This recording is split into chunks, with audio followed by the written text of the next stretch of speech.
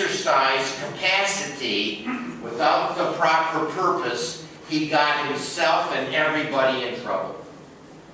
And when he had bright ideas to do something, but didn't have the capacity, he got himself and all of his friends into trouble. All of our lives are constantly the development of both our capacities and our purposes. And purposes, as I said, are goals, objectives. There are many words that you can use.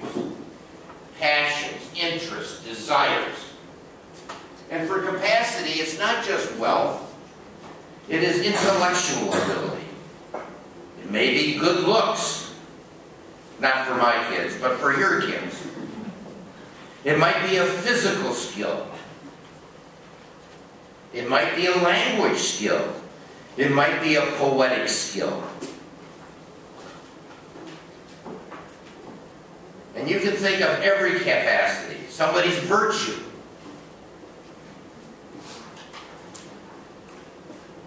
And all of us are constantly trying to connect capacity with purpose. Capacity is always latent. It's doing nothing until it is activated by purpose.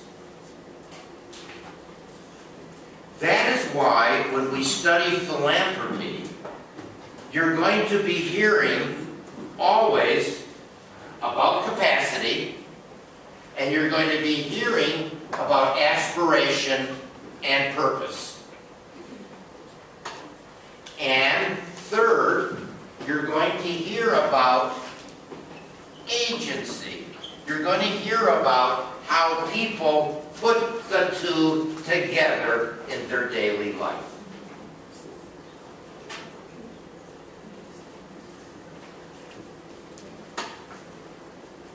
But you can see, as I said, that while my first interest was in wealth and philanthropy as the moral biography, I have now understood philanthropy as expression of the capacities that people have, all of their capacities in their daily life, and all of their aspirations. And that philanthropy grows out of this human being.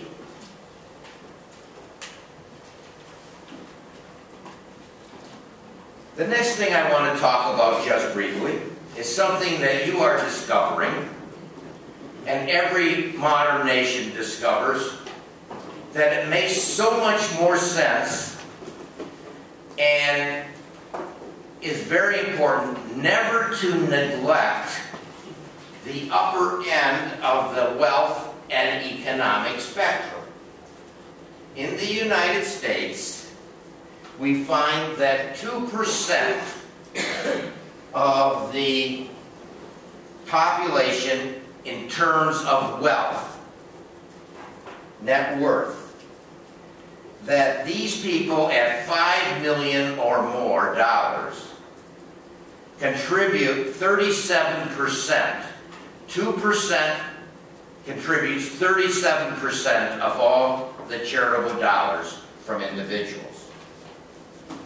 If you turn to income, 2% contributes 34%.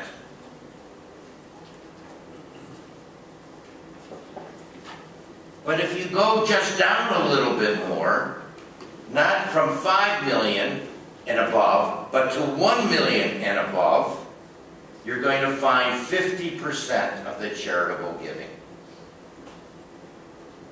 And if you do it by income, you're going to find those at $150,000 households. That group and above contributes 50% of all the charitable dollars. There is an old Latin phrase, nemo dat quod non habet. Anybody know that? It's also a legal phrase. it would mean that an infant couldn't kill a giant. You can't give what you don't have. And so to study capacity means that we are studying what people need for their daily lives, for the education of their children, to raise a family, to have a dog, to take a vacation. And what is the amount of this capacity that is already accounted for? And what part of this entails free choice? The wealthier you are, the more of your capacity involves freedom of choice. And if you want to know what the most important trait of a wealth holder is, this is more general than what a Marxist would say. It's more general than those who talk about consumption theory. It's more general than those who study the power elite. It is more general than studying who runs a military. The major trait of those with great material capacity is freedom, is choice. And so those who have, and you have some of that choice, those with the greatest quantity of choice have to pay attention more about the quality of those choices. And so this brings us to what are you going to do with the money, the material resources over which you have choice, and how you're going to use them, those material resources, is going to depend on your purposes, on your objectives, on your goals, on your spiritual life. And let me just take kind of a hiatus, a break, and explain what I mean by a spiritual moral biography. Most of you have that.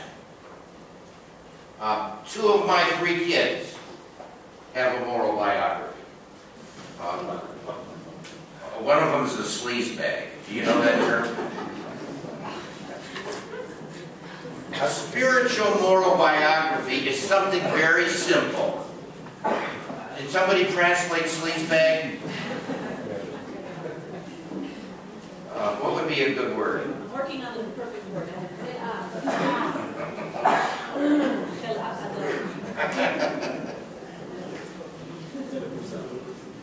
A spiritual moral biography is one that is lived in the light of one's ultimate origins. When you are feeling and thinking and acting, you're connecting what you're doing to your ultimate origins. Not every moment conscious of it, but it becomes a way of life. And you're connected into your ultimate destiny. Where you're ultimately going. For some people, that's McDonald's. For other people, it's much more profound. When you connect your life to ultimate origins and ultimate destiny, and number 3, ultimate depth,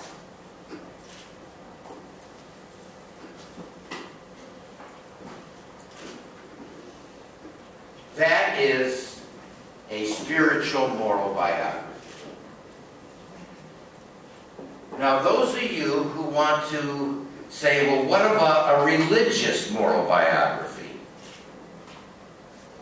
I, again, don't make that something pious, but I think the following may be true, not only for me, but you will understand what I'm saying, even if you do not necessarily consider yourself to be a religious person.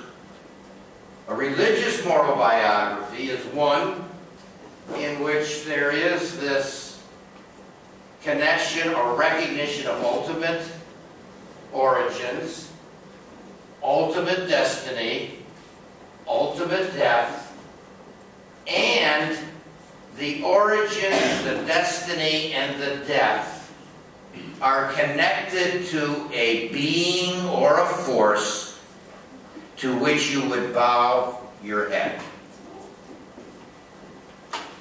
That there's an element, simply or complexly, of worship. This ultimate respect.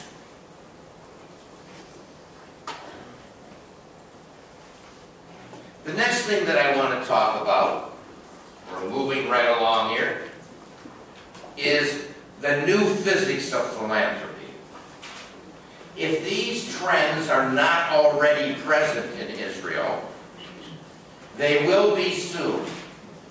And from looking at the working papers, I can see that many of these pieces of the new physics of philanthropy are already in the writing of the center. I call this the new physics because I consider what we're talking about is a set of vectors. And as you know from your high school physics, I learned all kinds of stuff in physics, except the chapter on electricity. I don't know what happened to me. I had no idea what a volt was, what an amp was, and so I have been shocked many times. I used to be much taller. But these vectors, as you know, have two dimensions. They have direction and they have magnitude. Now these vectors are what I call today the allies of fundraisers. These are characteristics of the philanthropists. And not every vector is present for every philanthropist. Not every vector is of the same magnitude. And in fact, once in a while, one of these vectors may go in the opposite direction for a particular individual. But these are the pieces that are on the side of greater charitable giving. Independent of the demand side. Now the demand side knows all kinds of new ways and old ways of fundraising. You got a minute? Hello, Professor Shervish. How are you tonight? I'm calling from the American Cancer Society. And do you get those phone calls now? Okay. And do you get piles of mail? And you know why it continues? Because it works. Not for you, but for about a 10% return. But that's not what I'm talking about here. I'm talking about not what fundraisers can do to gain more resources. I'm talking about what the philanthropists are already on the move to do. What they are already inclined to do and why.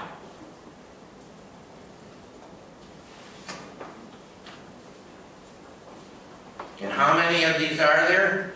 Well, there are 6 million people in the world, so billion, so there's 6 billion. And how many people really are there? There's only one person, right? We're all the same. So somewhere between 6 billion vectors and 1, I've come up with 13. Could it have been 12? No. Could it have been 30? Yes. The first one is that wealth